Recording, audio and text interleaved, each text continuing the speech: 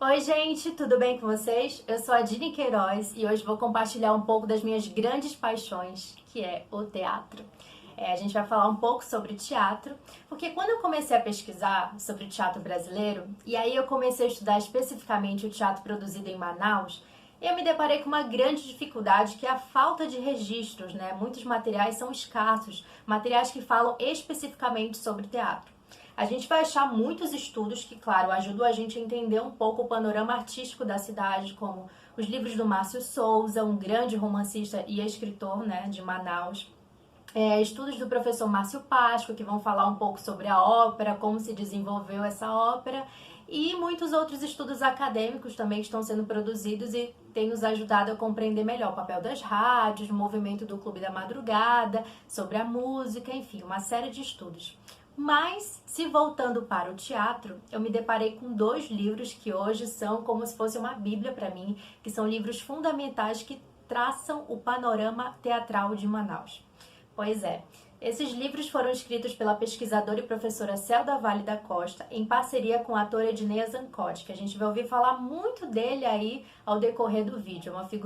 Foi uma figurinha muito conhecida na nossa cidade, que muito contribuiu. E essa dupla, gente, fez um trabalho formidável que foi colher depoimentos de vários artistas que contribuíram, né, para o teatro que a gente conhece hoje na cidade de Manaus, que passaram, figuras conhecidas, que passaram pelas rádios, que foram para o teatro, né, fizeram todo o percurso artístico através de recortes de jornais também, enfim. É um livro pioneiro que traz esse registro da memória teatral amazonense, por isso eu acho super importante compartilhar esse livro com vocês. Ele é dividido em dois volumes, né? Então são dois livros. O primeiro é o Cenário de Memórias, que vai trabalhar aí o percurso desde 1944 a 1968. O outro é o Amazônia em Cena, que vai de 69 até os anos 2000, né? Mostrando os grupos mais contemporâneos aí que ainda estão em atividade na nossa cidade.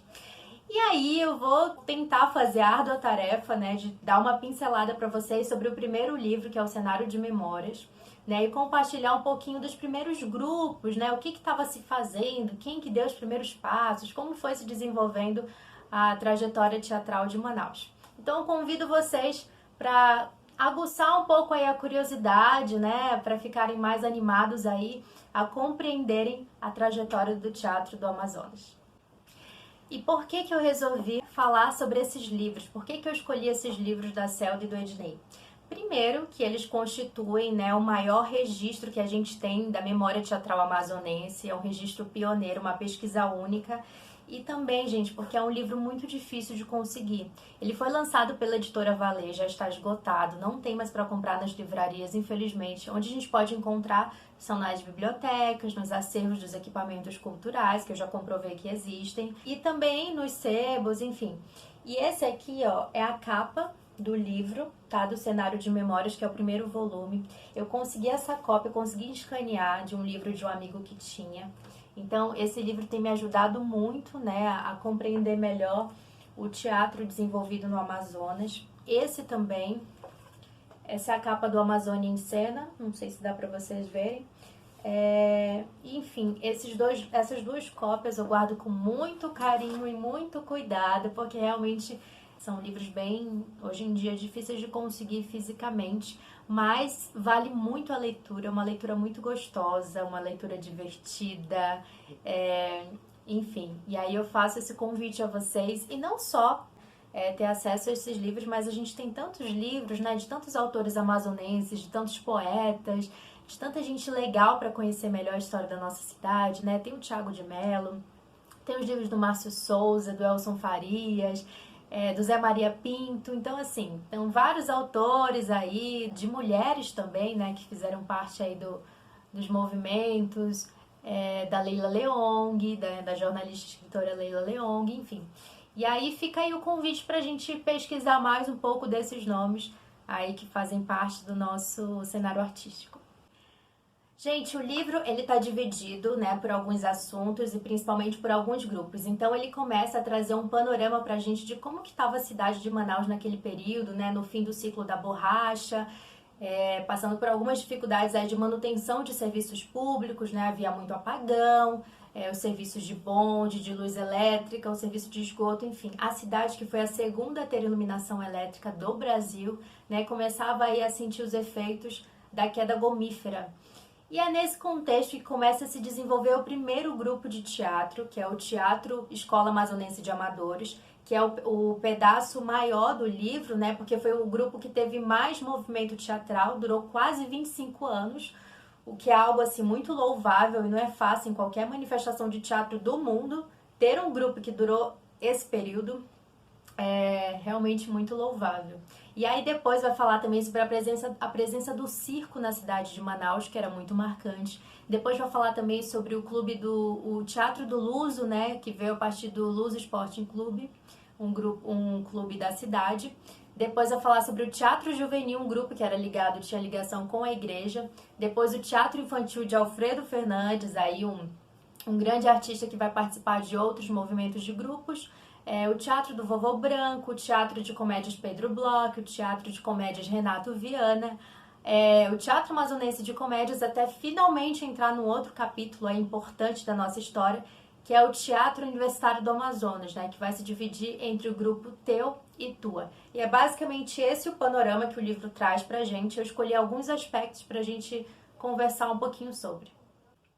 A Celda e o Edneu, eles começam, né, o livro contextualizando um pouco do que estava acontecendo no cenário brasileiro nesse período, né, em termos de teatro. E aí é engraçado porque a Celda começa falando assim, né, os dois começam falando: Leopoldo Frois morreu, e foi uma notícia que chocou todos os artistas. Por quê? Mas afinal, quem que era Leopoldo Frois?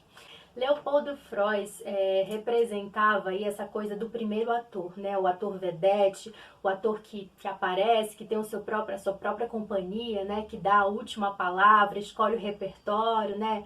Tem que ser repertório de sucesso para agradar todo o público exigente. Aí, na verdade, o que existia naquele momento era melodrama, comédias ligeiras, muito teatro de revista, né? Esse cenário que a gente tem aí movimentando o teatro brasileiro. E aí, com a morte de Leopoldo Frois, o que a Celda quis dizer aí é que morre toda uma era, né? A era do ator, a era do grande ator, onde as pessoas iam para o teatro para ver o seu ator preferido, para ver a emoção, né? Sentir a catarse, sentir uma transformação ali, uma grande empatia com o que estava sendo feito no palco. E aí também é desse período o teatro de Procópio Ferreira, né? A companhia, o grupo Companhia do Procópio Ferreira, que nessa época, mais ou menos em 1932, estava encenando Deus lhe pague, de Joraci Camargo também, né, emocionando as plateias e fazendo as pessoas chorarem, rirem com seu personagem mendigo, um mendigo milionário, enfim, toda aí uma peripécia aí da dramaturgia. E também havia uma grande atriz, a Dulcina, né, tinha a sua companhia, Dulcina e Odilon, que inclusive excursionaram por Manaus, né, trazendo aí o seu teatro. E a Dulcina também era considerada a primeira atriz, né, então tinha muito essa coisa do status do primeiro ator e da primeira atriz, essa coisa do glamour, não é verdade? Mas aí, segundo esse livro, essa forma de teatro que era feita, né, até a década de 30, meados da década de 30, representava aí um modelo velho de teatro, né? Tanto que a Celda faz uma crítica, a Celda e o Ednei fazem uma crítica, né, de que esses grupos, eles traziam essa velha forma, esse velho pensamento, né, do teatro, em torno do teatro. E as coisas só vão se modificar para uma nova forma de pensar um teatro com a fundação em 1938 do Teatro do Estudante do Brasil, o TEB, né, como ficou conhecida a sigla, pelas mãos do embaixador Pascoal Carlos Magno, uma figura importante, o grande intelectual e político das artes. E esse homem foi responsável, gente, por toda essa transformação, né? Porque ele também foi responsável por criar inúmeras edições de festivais de estudante. Esses festivais que foram difundidos por Brasil afora e reuniram uma gama de amadores, inclusive nomes muito importantes como Lilia Lemers, né? Lemert, Sérgio Monberti, enfim, muitos outros nomes participaram, né? Estavam começando ali o início da sua carreira, esses grandes atores, e já participavam desse movimento aí, impulsionado por Pascoal Carlos Magno.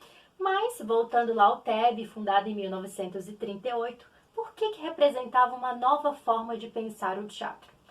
Primeiro, antes a gente tinha, como eu falei anteriormente, né, a era do ator, do primeiro ator, né?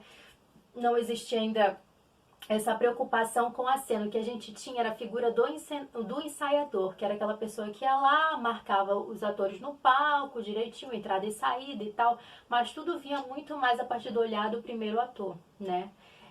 E aí a gente teve também a mistura a partir do TEB dos amadores, né? Que eram aquelas pessoas que não recebiam, que faziam teatro por amor e tinham outras profissões também, com os profissionais, ainda um tipo de teatro, de teatro profissional que ainda estava surgindo na época, né? O profissional nesse sentido, por exemplo, Procopio Ferreira, que também vai participar desse movimento, enfim, essa mescla, né, entre os artistas.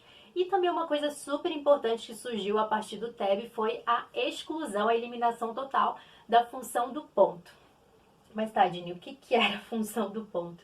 É muito simples, era uma pessoa que ficava no ponto estratégico do palco, escondida, soprando o texto para os atores. Ou seja, você ia, né, assistir uma peça e aí tinha alguém dando o texto para o ator não decorava. Parece uma coisa um pouco absurda de pensar hoje em dia, né? Mas era uma função super comum no teatro, não só no teatro brasileiro. Era um fenômeno que acontecia em muitas outras partes do mundo. E a primeira peça encenada pelo TEB foi Romeu e Julieta de Shakespeare, encenado aí pela diretora convidada da época, grande atriz Itália Fausta. E aí a gente tem todo esse panorama aí, o que estava sendo feito na época. Vamos relembrar, melodrama, teatro de revista, conhecido, né, como comédias ligeiras ali. Não existia ainda uma preocupação com a mensagem do texto, né, com um teatro social, um teatro político. Isso vai surgir muito depois, lá no final dos anos 50, né, meados dos anos 50, para ficar mais forte a partir dos anos 60. Tá, mas em Manaus e no Amazonas, o que estava acontecendo? Pois bem, a Celda e o Ednei vão registrar aqui que Jebes Medeiros, um alagoano que chegou em 1942 em Manaus e foi visitar o Teatro Amazonas. E quando ele chegou lá, ele se deparou que o teatro tinha virado um depósito de borracha. Pois é um pouco absurdo, né, pensar, mas para vocês verem que o teatro ele simplesmente não estava sendo usado para a sua função, que era de apresentar obras teatrais, dramáticas. E o fato dele servir como depósito representava justamente isso, que não havia um movimento teatral, não havia apresentações constantes de teatro. E só para destacar que o Jebes Medeiros já tinha participado de um movimento teatral em Pernambuco. Ele participou da fundação do TEP, do Teatro de Estudante Pernambucano, de Pernambuco. Ou seja, ele já tinha feito uma peça, já tinha tido alguma experiência teatral ali. Quando ele chegou para Manaus e se deparou com essa situação no Teatro Amazonas, né, o grande templo das artes, pensou, não, alguma coisa precisa ser feita. Ele entrou em contato com as autoridades do período, da época, e aí resolveu criar o primeiro grupo, né, esse grupo aí que começa, que funciona como marco também aqui no teatro desenvolvido em Manaus, que é o grupo Teatro Escola Amazonense de Amadores, né, o famoso Teatro Escola, como ficou conhecido. E ele levou justamente esse nome, né, o Teatro Escola, justamente porque era um espaço de compartilhamento, de aprendizado, né, todo mundo ali aprendia de certa forma junto a fazer teatro. Então ele convidou diversas pessoas, muitas que não tinham nenhuma proximidade com o teatro, tinham suas outras profissões e tal, mas nesse grupo vão surgir nomes que vão ficar super conhecidos depois, como Américo Alvarez, como a Bia Palheta, que foi uma grande atriz que se destacou também na nossa cidade, como Aldemar Bonatti, também todos esses nomes vocês devem talvez já terem ouvido em algum momento, porque são nomes de equipamentos culturais também na nossa cidade, né, que fazem essa homenagem aí. Então a gente tem este cenário, lembrando que antigamente as peças em Manaus elas eram ensaiadas por pouco tempo, né, 2, 3 meses para se levantar uma peça, para ter o quê? No máximo 6 apresentações e depois já tinha que se pensar em uma nova peça, um novo sucesso, porque não existia também um grande número de pessoas, né? A população ainda era pequena, então assim, precisava ser feito um repertório muito grande e isso acabava prejudicando, né, as peças. Elas não tinham um amadurecimento artístico, né? Elas eram produzidas ali numa escala realmente de montagem, apresentação, e vamos pensar numa outra coisa. Então não existia ali um trabalho de ator ali, não que não existisse, mas assim, não era aprofundado, né, esse estudo. a partir do ator, a partir da encenação, as coisas eram feitas ainda de modo empírico, porque não existia um curso de formação teatral na cidade que pudesse suprir essa necessidade. O Teatro Escola passou 5 anos de inatividade, mas voltou em 1959, encenaram aí o Alto da Compadecida, né, que também arrancou vários elogios. E aí, a mesma coisa, inclusive o padre Luiz Ruas, que foi um grande intelectual também de Manaus, está na ficha técnica desse espetáculo, que fazia o personagem do palhaço.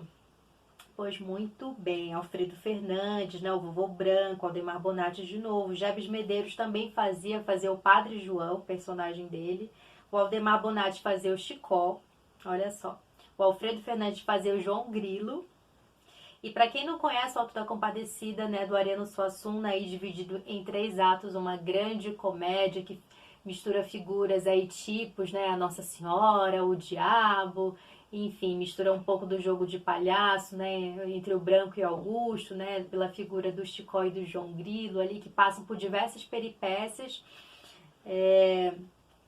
para criar aí a aventura, né. E aí o ensaiador foi o Luiz Watson, o Ponto, aqui também continuou com o Ponto, que era o Leandro Antoni, e aí tinha o maquinista, Alfredo Fernandes também fazia, e o Inivaldo Santiago era o responsável pela música. E o que eu queria mostrar para vocês é que esse grupo foi o pioneiro a excursionar pelo interior do Amazonas. Eles apresentaram em Itacoatiara e olha só o número. Foram perto de 1.500 pessoas que assistiram o Alto da Compadecida nas suas 2 apresentações consecutivas. Olha só, suportando o calor tremendo da cidade. E claro, isso é um caso inédito no Brasil, um grupo de amadores viajar 30 horas fluviais para ir levar a uma cidade do interior arte e cultura.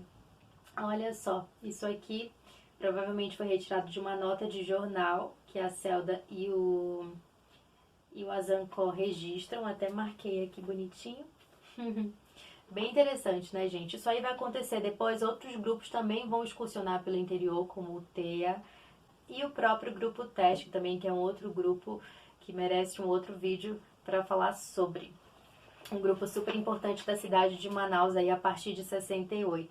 É claro, não dá para dar conta de toda a trajetória do Teatro Escola, porque como eu disse, é um grupo que teve uma grande atividade, encenaram dezenas de espetáculos e precisa obviamente de um aprofundamento maior, mas isso aqui é para dar uma pincelada para a gente entender mais ou menos por onde começou aí propriamente a história do teatro aqui de Manaus.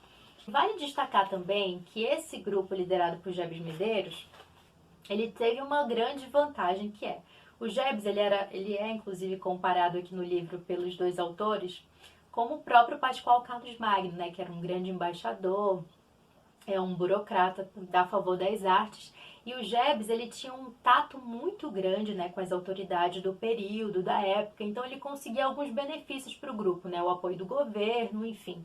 E esses benefícios vindos dos cofres públicos também ajudavam na produção das peças e, claro, na utilização do Teatro Amazonas, né, o grupo ficou ali ocupando o teatro durante muitos anos. E é por isso que ele tem uma trajetória tão longa, né, de 25 anos de atividades. O Teatro Escola Amazonense de Amadores sai de cena, mas daí surgem outros grupos também que estavam em atividade paralelamente. A gente vai ler um pouquinho sobre eles agora. São eles: o Circo no Teatro, Teatro Luso, Teatro Juvenil, Teatro Infantil de Alfredo Fernandes, Teatro do Vovô Branco, Teatro de Comédias Pedro Bloch, Teatro de Comédia Renato Viana, Teatro Amazonense de Comédia e Teatro do Estudante Universitário do Amazonas. Com exceção desse último nome, a gente viu que o restante era muito mais voltado para a comédia, né? Isso para a gente ter uma noção daquele repertório que eu falei anteriormente que estava rolando, né? Das comédias, do melodrama, o que estava assim mais fazendo sucesso no período. E aí todos esses grupos, a maior parte deles eram ligados a entidades religiosas, ou seja, surgiam dos bairros, né, de alguma igreja da comunidade, começava a se fazer ali uma atividade teatral amadora, e aí iam formando esses grupos. Como é o caso, por exemplo, do Teatro Juvenil, que surgiu em 1946 e foi até 1963. Os outros faziam parte da programação cultural, por exemplo, de um clube desportivo, que foi o caso do Teatro do Luso, que foi um clube que funcionou em Manaus, surgiu em 1917 até 1972. E aí surgiu também grupos de artistas que terminavam grupos e faziam outro grupo, como é o caso do Teatro de Comédias Pedro Bloch, que surgiu em 54 e foi até 56, ou seja, 2 anos só de atividades. O Teatro de Comédia Renato Viana, de 56 a 57, olha só, um tinha 2 anos, o outro tinha 1 ano. Isso era muito comum, surgirem grupos assim, que faziam alguma coisa teatral, mas depois morriam, né? Por uma série de fatores, gente. Falta de espaço para ensaiar, falta de apoio. Era teatro amador ainda, ou seja, as pessoas não recebiam para fazer aquilo, então dependia muito da dedicação de cada um. Então isso aí era um cenário muito constante, não só em Manaus, né? Como no restante do Brasil também. E o Teatro Amazonense de Comédia, surgido em 62. A preocupação com o público infantil também fazia surgir grupos, né? Fazia surgir movimentos voltados também para esse público, como é o caso do Teatro do Vovô Branco, que era a figura que representava o Américo Alvarez, o Vovô Branco, né? Que às tardes, eu acho que era as tardes de domingo, e junto com o teatro também do Alfredo Fernandes, faziam apresentações ali, contação de história para as crianças. E, né, de todos esses grupos que a gente falou, o último que eu mencionei, que é o Teatro do Estudante Universitário, que é o TEU, né, conhecido como a sigla TEU, ele é o que vai apresentar um pouco aí uma proposta diferente, justamente por surgir aí do meio estudantil. Surge em 61 e dura até 1963, pouco tempo, mas já serviu aí para plantar uma sementinha do que seria também uma mudança no pensamento teatral de Manaus. Olha só, a gente já está falando aí da década de 1960, um período super importante no Brasil, no qual aconteciam diversas transformações, né, no campo cultural, no campo político, e tudo isso reverberava também no modo de fazer teatral, né? Ou seja, os grupos das outras regiões do país já estavam preocupados com o conteúdo do texto, né, com o conteúdo da dramaturgia. Não era mais aquelas comédias ligeiras, o melodrama que dominava ali os palcos, né? Existia já o pensamento, principalmente impulsionado pelos artistas intelectuais da esquerda, né? Pelo Partido Comunista, pela União dos Estudantes, né? Esses grupos, enfim, que iam surgir, o CPC, tudo isso se constituía num pensamento, né? Sobre um questionamento, né? De nacionalismo, de um debate, começou-se a fazer um debate também sobre dramaturgia brasileira, né, que posteriormente vai se impulsionando cada vez mais. Vamos falar diretamente desse último grupo, né, como os outros grupos anteriores, eles tinham um repertório um pouco parecido, a gente vai dar um salto aí para conseguir contar para vocês melhor como que se desenvolveu também esse novo pensamento. Não sei se novo é a melhor palavra, mas como que foi se modificando do ponto de vista mais concreto, do ponto de vista prático, esse teatro de Manaus? Como é que a gente foi se desligando dessa forma do melodrama, né, dessas dramaturgias que estavam já desgastadas em outras partes do país, para pensar um pouco mais no sentido social do texto, né, na função social do teatro, de começar a ter um debate aí que já estava rolando em outros nichos. Bom, a gente percebeu que desde os anos 40 já estava se fazendo e se pensando, né, os problemas sociais e atrelando isso ao teatro, né? E aí começou esse movimento de teatro de estudante, principalmente com o Pascoal Carlos Magno. Em Manaus, no Amazonas, esse movimento só vai chegar no início dos anos 60, com o Virgílio Barbosa, que era um estudante de direito, e aí ele vai entrar em contato com outras pessoas como o Ednei Zancotti e o Francisco Vasconcelos, que era um intelectual que estava despontando no movimento do Clube da Madrugada. O Ednei, que é o nome que eu falei para vocês, que vocês iam escutar bastante também, que participou de outros movimentos de grupos, né, bem lá no início, nas pastorinhas, enfim. O Ednei, que é uma figura bem conhecida e consagrada aí do teatro no Amazonas. Esse núcleo, essas 3 pessoas vão fundar aí, né, o Teatro Universitário de Estudantes do Amazonas, né, conhecido pela sigla TEU. Depois esse grupo ele vai se modificar, né, as pessoas, o diretório vai mudar e vai virar o TU. Às vezes a gente se confunde um pouco com a questão da nomenclatura, o Ednei permanece no TUA, mas isso a gente vai falar um pouquinho depois. Então o TEU ele surge nesse movimento, né? Os estudantes, né, os filhos da classe média que tinham mais possibilidade de viajar, de participar dos congressos da UNE, né, de debater as questões que estavam acontecendo, né, de uma forma mais feroz nos outros lugares do Brasil, eles traziam, né, esse contato, porque naquela época as informações eram difíceis, era difícil ter acesso, né, tudo demorava a chegar um pouco mais, né, no Amazonas. Então, existia essa preocupação política, mas na prática, para se criar um grupo de teatro universitário, demorou, né? Só no início dos anos 60. Então, foi pela iniciativa desses três que foi fundado, né? Foi formado aí em 1961 o TEU.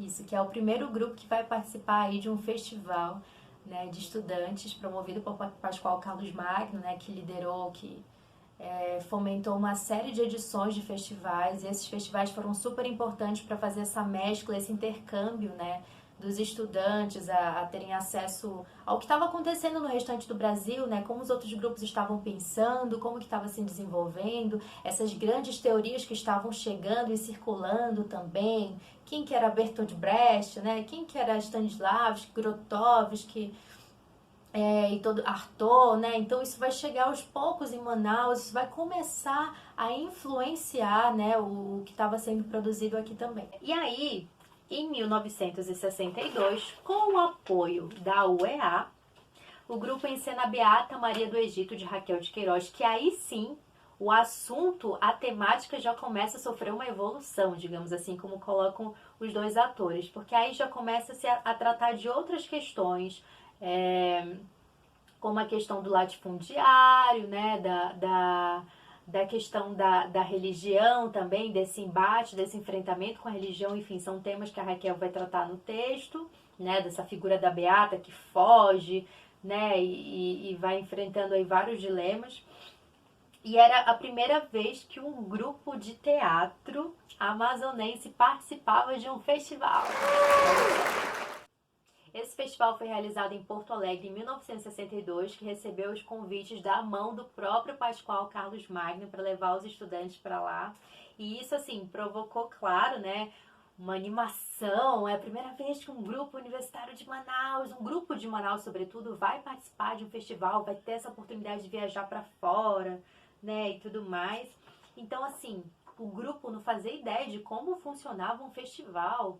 E aí, era uma exigência do festival terem duas peças. Então, uma, a gente já viu, as mãos de Eurídice, não, a Beata Maria do Egito, de Raquel de Queiroz, e a outra deveria obrigatoriamente ser uma montagem infantil. Então, o texto escolhido foi de Américo Alvarez, que era A Enjeitada. Américo Alvarez, um artista da nossa cidade, né, com uma dramaturgia própria e tudo mais. Só que, assim, segundo o que os autores também colocam, é que se tratava de um texto um pouco piegas, sabe? Digamos assim, ingênuo demais, né? Então não fazia muito, não combinava muito com a proposta do que deveria ser o grupo de teatro universitário. Ou seja, eles chamam aqui de uma peça mal selecionada e talvez pela falta de textos disponíveis. E talvez pelo fato do próprio Américo também fazer parte do grupo, né? Isso de alguma forma ter influenciado. Bem, pois o grupo ensaiou exaustivamente em dezembro de 61, né, todo o elenco e tudo mais. Os ensaios finais foram realizados no Teatro Amazonas e ainda havia preocupação com o cenário, de ter que transportar por um avião. Então, a ideia foi resolver tudo com aplique, com coisas fáceis de montar e com a ajuda do pintor Moacir Andrade, também uma figura super importante daqui de Manaus, que confeccionou o cenário do grupo.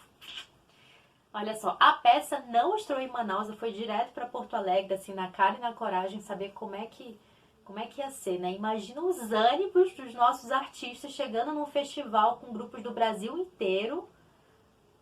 Como será que a peça seria recebida, né? Vamos ver o que registram os autores? Olha só, tem um depoimento aqui de Félix Veloz, não sei como se pronuncia, Valois, vou ler Valois, que os dois autores registram o seguinte: fim da apresentação de um grupo, no dia seguinte ou no mesmo dia, quando a peça havia sido exibida, realizavam-se debates sobre a encenação. Estes debates constavam críticas e comentários a respeito da atuação, né, de todos os integrantes do elenco, ao trabalho do diretor, da montagem, enfim, todos os aspectos que se relacionavam à apresentação. E participavam desse debate nomes do teatro brasileiro muito conhecidos, como o da Glauce Rocha, né, a atriz Glauce Rocha, a Luísa Barreto Leite, o diretor de teatro José Maria Monteiro e muitos outros. Na manhã desse primeiro dia, realizava-se, quando entramos no Teatro São Pedro, o debate sobre a peça exibida na noite anterior. Assistimos ao desenrolar dos trabalhos e foi aí que pudemos ver pela primeira vez o caráter de seriedade do festival, que nos deixou apreensivos quanto ao êxito de nossa apresentação. Uma vez que se aqueles moços que tinham cursos especializados em interpretação sofriam tão severas críticas, e nós que fazíamos teatro por intuição e por ideal haveríamos de, após a nossa apresentação, quando da realização dos debates, ser impiedosamente massacrados pela crítica. Então, ou seja, aqui o Félix traz um pouco do sentimento que pairava ali no grupo, né? Um medo, acho que passa por todo mundo, né? Que participa de grupo de teatro, que tem a oportunidade de participar de um festival ou de alguma mostra competitiva, enfim, algum tipo de trabalho desse tipo. Com certeza, né, dá um medo, um frio na barriga pelas críticas, o que vai ser dito. Imagina para os amadores da nossa cidade, né, que não tinham realmente, era uma formação empírica. Mas o grande dia chegou. Abriram-se as cortinas e o espetáculo começou. Ednei Zancó, no papel de Cabo Lucas, foi várias vezes aplaudido. E insisto em dizer em cena aberta, o que obrigava os nossos atores a interromperem o seu trabalho até que a plateia terminasse de demonstrar sua admiração pelo espetáculo. Ai, que lindo, gente! Quando as cortinas fecharam-se ao final do terceiro ato, grande parte do público subiu ao palco para cumprimentar os nossos atores. O mais importante, porém, para todos os membros do júri, todos sem exceção, fizeram questão de parabenizar os amadores do Amazonas. E a senhora Orlanda Carlos Magno disse claramente a Ednei que teria seu voto entre os 10 melhores do festival. Ai, que lindo, gente! Ai, eu sempre fico tocada com essas coisas. Então, a Beata Maria do Egito foi encenada no Teatro Cultura de Porto Alegre no dia 16 de janeiro de 1962. E aí, dias depois, teve a apresentação da peça infantil A Enjeitada, ou seja, Ednei Zancó ganhou o prêmio de melhor ator entre os 10 melhores do festival. Olha só, trazendo o nosso primeiro prêmio para um ator do nosso Amazonas. Estão vendo o quanto que representou isso? O quanto que representou a oportunidade de, primeiro, de ter o festival promovido pelo Pascoal Carlos Magno, pelo Pascoal Carlos Magno, que também ia muito para Manaus e tinha essa troca, chamava os meninos carinhosamente de meninos do Amazonas, né? Uma forma bem paternalista. Mas enfim, existia esse carinho, esse cuidado. E agora eu vou ler o elenco de A Enjeitada, né, da dramaturgia do Américo Alvarez. Américo Alvarez como Vovô Branco, personagem icônico aí de Manaus. Maria Roseli Moura como Severina. Elizabeth Mendes como Nossa Senhora. Camélia Castelo Branco como Feiticeira Jurubeba, Otílio Tino como Guarda, Antonieta Coelho como Miriam, Luiz Mendes como Leonel e Félix Valois como Feiticeiro Tucano. A direção do Américo Alvarez, cenário de Moacir Andrade e a contra-regra Vigílio Barbosa. Ou seja, tcharam! Os 5 melhores espetáculos, eles não ficaram entre os 5 melhores espetáculos. Inclusive, tem uma crítica do Fernando Peixoto dizendo que considerava a escolha de um texto, que ainda havia assim que os amadores precisavam melhorar a escolha de textos, né, do repertório, para que realmente a temática da peça ela tivesse a ver também, acompanhasse o movimento que o Brasil estava passando, né, um movimento político, um movimento de reflexão, né, sobre um pensamento aí sobre a partir das camadas populares, né, de olhar e de pensar a partir de várias teorias, como a de Marx, enfim, muitas coisas que estavam ali sendo propulsoras nesse período brasileiro, elas também deveriam ser incorporadas pelo teatro. Havia muitos grupos ali que continuavam encenando os velhos melodramas e as velhas cenas, os velhos textos, etc e tal. Ó, pra vocês terem uma ideia, no festival havia Entre Quatro Paredes, né, do Sartre. Havia os Fuzis da Mãe Carrard, do Brecht, o Alto da Barca do Inferno, ou seja, muitos outros grupos. Mas existiam também outros grupos que encenavam, por exemplo, Pedro Bloch, né? E aí o Fernando Peixoto levanta uma crítica, inclusive coloca o nome da peça da Raquel de Queiroz, que provavelmente uma alusão, uma menção aqui ao grupo do nosso grupo de Manaus, que é o seguinte, vou ler para vocês o comentário do Fernando Peixoto a respeito do festival. Poucos espetáculos desinteressantes, repertório geralmente bem selecionado. É bem verdade que alguns conjuntos, por diferentes motivos, não possuem responsabilidade artística mais apurada, ensinando peças de Raquel de Queiroz, Pedro Bloch, Oscar von Puff e etc. Outros insistem numa temática que não interessa ao espectador brasileiro ou são estritamente comerciais. Mas muitos outros grupos já revelam a compreensão do momento histórico do teatro brasileiro, escolhendo ou peças nacionais de qualidade ou textos estrangeiros que efetivamente significam algo para o nosso espectador e para o nosso teatro. Enfim, peças que de uma forma ou de outra, num terreno ou outro, trazem um atestado de uma experiência humana ou artística que interessa e fermenta. Né? Daí ele cita que assistiram peças de Brecht, de Sartre, de Tchekhov e também Guarnieri, Suassuna, né? Ou seja, dramaturgos que estavam despontando no cenário nacional. Aí a gente pode falar do Teatro de Arena, muitos outros grupos importantes desse período, né? Que estavam discutindo a dramaturgia brasileira, né? Estava na hora da gente trabalhar com os problemas e dilemas sociais que o Brasil estava enfrentando, né? Olhar um pouco para o nosso umbigo e falar dele. Ou seja, mas ainda assim, né, o grupo voltou sendo louvado, né, pelos jornais e periódicos do período, serviu de uma grande experiência e com certeza aí deu um salto na forma de pensar o teatro. Mas acabou que esse grupo também, como eu havia mencionado anteriormente, não foi tão longe, né? Veio o golpe, veio todas as situações e o movimento estudantil acabou se esvaziando, como os autores colocam aqui, né? Ainda teve em 62, né, pelo apoio do Centro Popular de Cultura, o CPC, uma semana cultural programada para Manaus, com a exibição de filmes, né, que estavam bombando ali no período, 5 Vezes Favela, enfim, do Leon Risman, Pedreira das Almas, né, do Risman, enfim. Muitos debates, né, Cacá Diegues, muitas coisas que estavam sendo feitas naquele período justamente para refletir um pouco, né, do que estava acontecendo ali, e numa ideia ainda de revolução, né, que a gente acreditava, que acreditava se rumar, né, para uma revolução com base aí nas ligas camponesas, todos os movimentos que estavam acontecendo, né, na França, que depois viria a acontecer, enfim.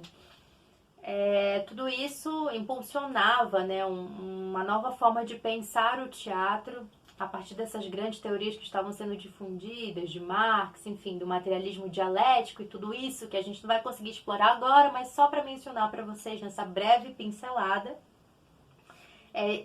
Inclusive aconteceu a apresentação do Teatro Universitário do Pará, com a peça de Brecht, A Exceção e a Regra, né?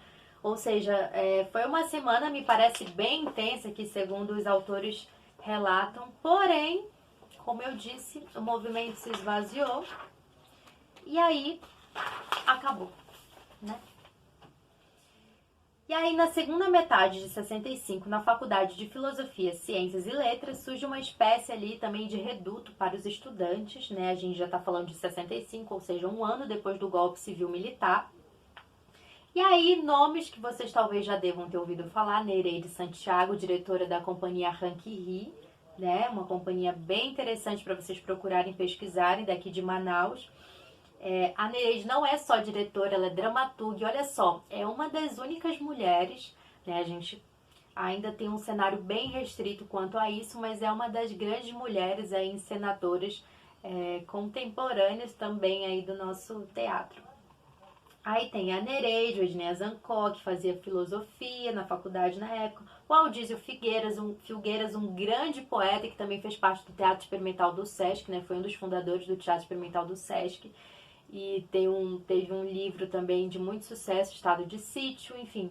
autor de vários poemas interessantes, e Diocleciano Bentes, que fazia cenários, também ajudava nos figurinos, irmão do Márcio Souza.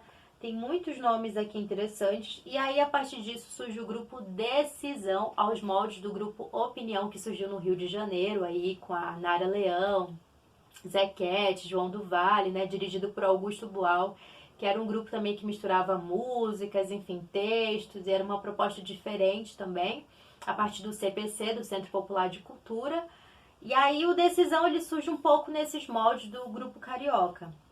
Daí eles vão aproveitar e encenar o livro do Elson Farias, um outro poeta, também amazonense, O Ciclo das Águas, né? E aí dentro dessa proposta vão inserir músicas, poemas, quase uma espécie de sarau, né? Mas ao mesmo tempo era uma encenação.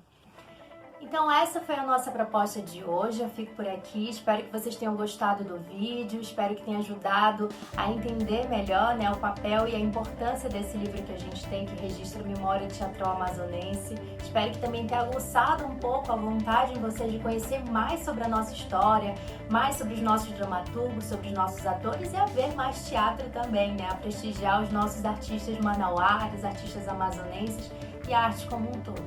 Então a gente se vê numa próxima e até lá!